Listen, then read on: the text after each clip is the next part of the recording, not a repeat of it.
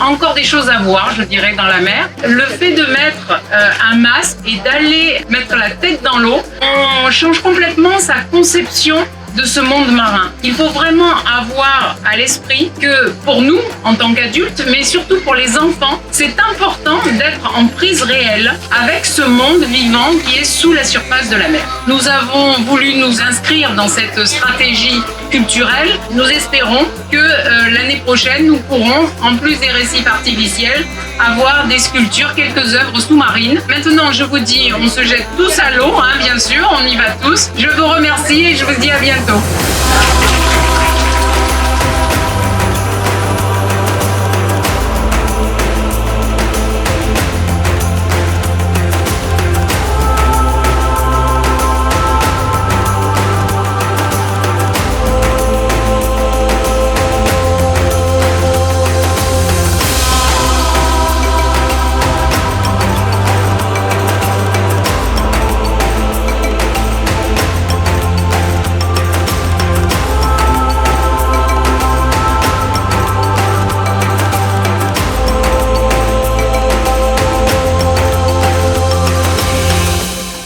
Nous avons envie de protéger et de transmettre pour l'avenir ce que nous avons aimé.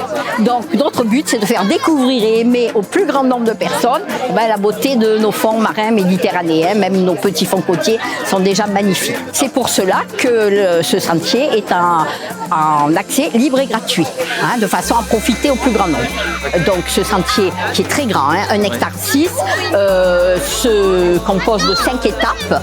La première sur les petits fonds, une deuxième étape, chaque étape correspond à une bouée. La deuxième, c'est l'herbier de Posidonie, la troisième, la pleine eau, les fonds rocheux, les fonds sableux. Donc à chaque endroit, on peut se poser, s'accrocher en toute sécurité sur une bouée pour tranquillement, sans se fatiguer, prendre le temps d'observer ce qu'il y a dessous, la nature, et on peut prendre son temps et se pousser un petit peu plus loin.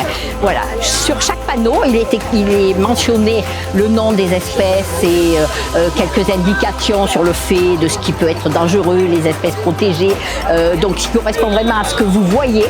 Et au verso de chaque panneau, il y a comment je le protège, puisque donc, le but c'est vraiment d'amener une prise de conscience de la richesse de cette biodiversité et du fait qu'il faut absolument la protéger.